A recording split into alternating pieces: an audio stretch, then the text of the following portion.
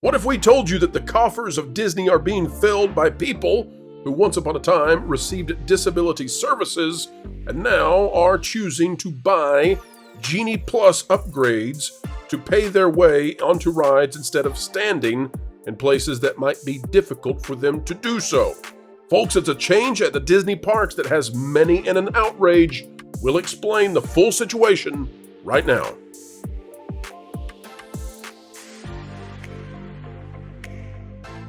Hello folks, welcome back to the Pro Channel. We are so happy that you are here with us, and a happy Memorial Day weekend to all of you out there. Today we're covering a topic that is important.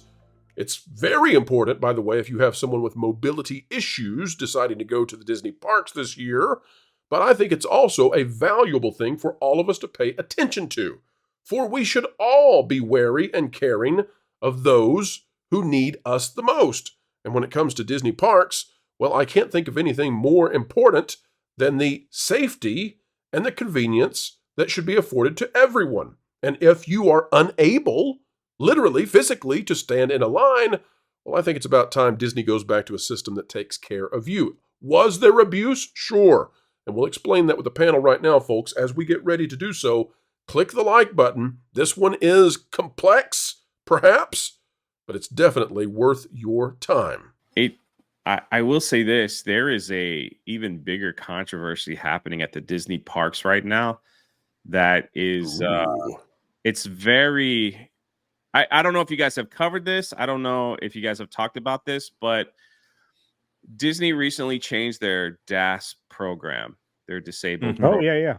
Before you could go in there and literally, I never got it, but in talking to people that have gotten it, it was definitely an abuse system. You could go in there and just say, "Hey, I have anxiety, so I need to skip the lines because I can't wait in line because I got anxiety." But there were people with like real medical issues that probably could use this for whatever reason. Well, they decided to change it up, and now what they're doing is like, when people are trying to apply for this DAS pass and they're not getting it because there's a whole, I'm doing more research, but there's this whole thing where you got to go online, you got to fill it out, you got to do all this stuff. They're telling people you don't qualify for the DAS pass, so instead, why don't you buy the Genie Plus?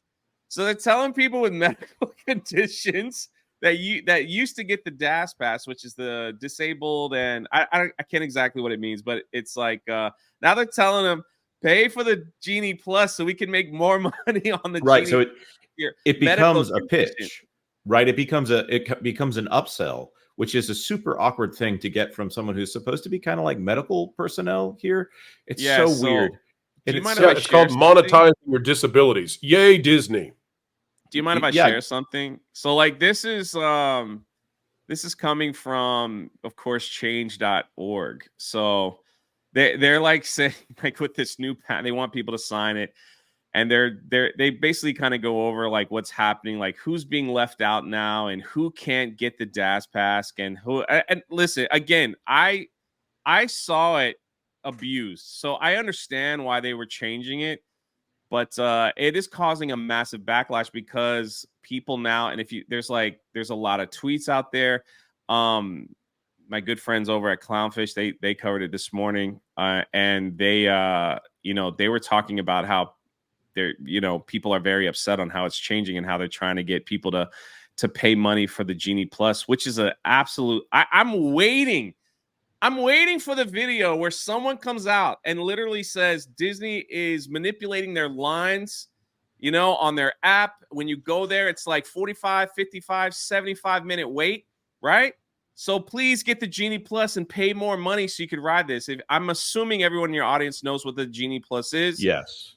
Basically, it's a line skipper. So you pay the whatever it is to get into the park, and then you pay like up to $25 to $30 per day for a certain section of rides where you can tell them, hey, they'll tell you can go ride this ride, but you got to come back at 2:00. And then on certain rides, you got to pay an extra up to $25 for a specific ride.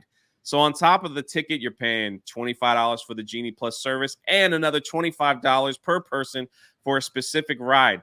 So, and I'm telling you, we have done this multiple times where we have gotten in line where it says 55-minute wait, 60-minute wait, and it's been 15 minutes because when you go to the parks enough, you're able to look at the line and go, there's no freaking way that line is an hour wait. There's no way. Like I've seen this. I've stood in that line when it's an hour. That ain't it. So you get on, it's like 15 minutes and it's like, I'm like, why haven't you guys changed the wait time? Not only on the app, but like on the sign. You know, no one said anything, but the whisper network around, they're like, oh, they're just trying to get people to pay for the Genie Plus. Rope drop is at like 9 o'clock. When you're there at rope drop and all of a sudden you look, not even 5 minutes, dude. And some of these rides are 2-hour waits. It's impossible. It is impossible. And it's just like, okay, so you're wanting people to buy, like spend more money on this Genie Plus.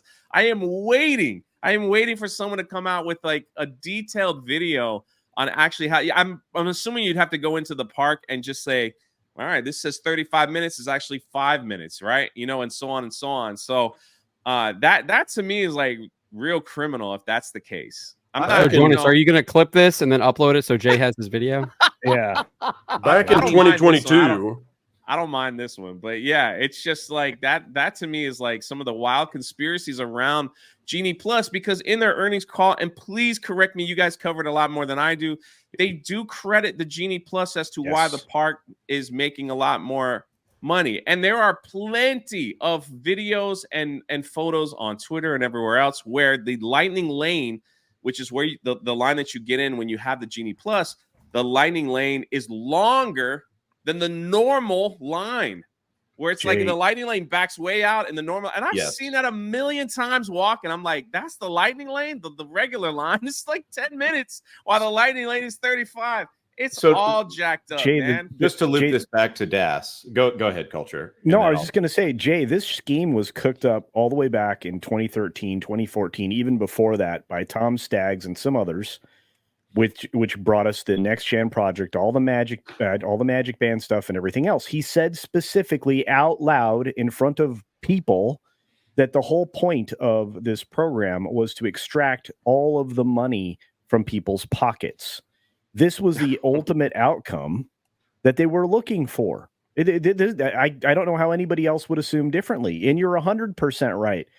You look and see how many switchbacks are open on any attraction. I can tell you how long that line really is, because you've been in those lines.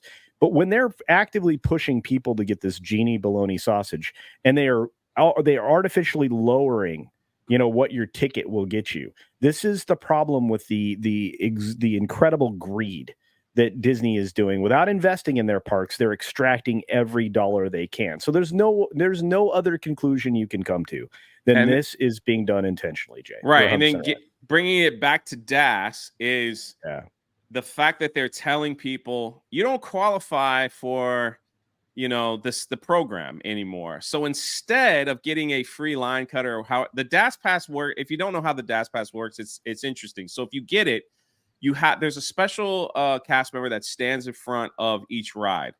And if you go there and you're like, hey, I'm on the DAS Pass thing. So then they scan your bracelet or your ticket, and then they tell you to come back at a specific time. So they're like, okay, well, come back at 4 o'clock and then you could ride the ride. So then you come back at 4 o'clock and then they basically put you in a line that takes you all the way to the front of the ride.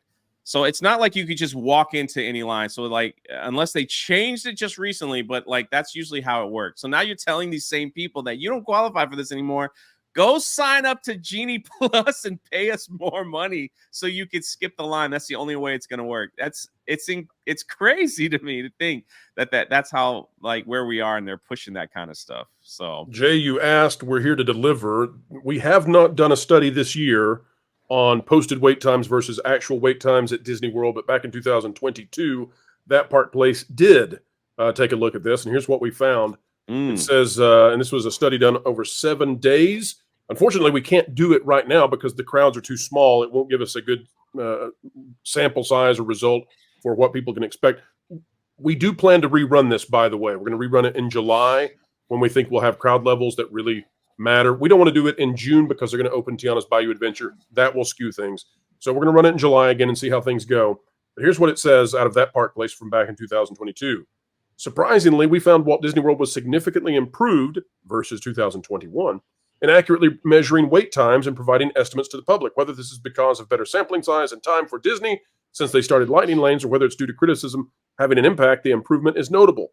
In the 7 days of testing, Disney was only inflating wait times by 17%. Now, there is an exception to this, and that is that especially late in the day, near closing time, the wait times tend to be absolutely, utterly wrong.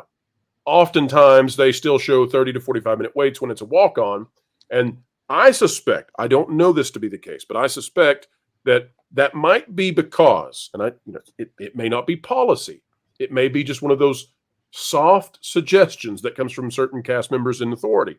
But I suspect that the reason that you might keep the wait time from an hour ago towards closing, and thus it's way off, is because imagine if you're someone who you got a lightning lane pass and it says to come back at 9 p.m. right before closing or something for Space Mountain.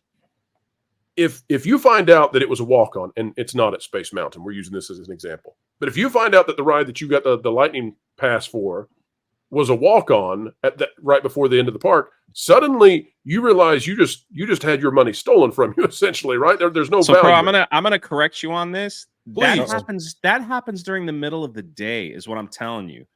Is that we have seen it way too many. A lot of times when I'm live with Krista on park hopping, we say that on the live stream. We haven't made a specific video where we could literally stop and go. For example, the big one is Pirates of the Caribbean ride there at Magic Kingdom. If it says 35 minutes, I'm telling you it's 10 minutes because they're able to shuffle a lot of people. Mm-hmm. People are coming back in the lightning lane, and we have seen this too many times where people are complaining. They're like, why did I even buy this? Because the lightning lane line is kind of wrapped out while the general line is just there's no one in it.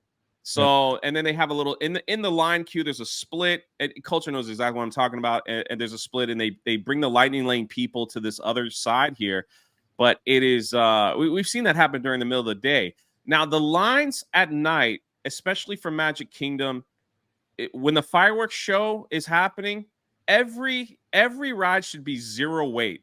If you want to ride every single ride at Magic Kingdom, get there right like 30 minutes before the fireworks hit, and you can knock out. It is a ghost town because everyone's in front of that castle watching the fireworks show. It is a ghost town. When my family and friends come in, I tell them to say Culture's pointing because he knows exactly what I'm talking about. When I'm like, hey, we got to wait.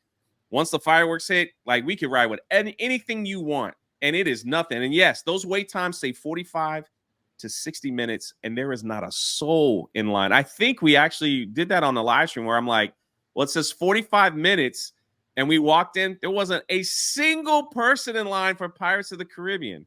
And folks, we have come to the end of yet another video explaining entertainment and keeping you ahead of the culture curve. It's a joy every single time you join us. Thank you so much for sharing part of your weekend with us. Folks, like, share, subscribe, click it, stick it to the algorithms, it's the notification bell, and drop a comment right on down below. And wherever you are and whatever you're doing, keep learning, keep growing, and keep having fun.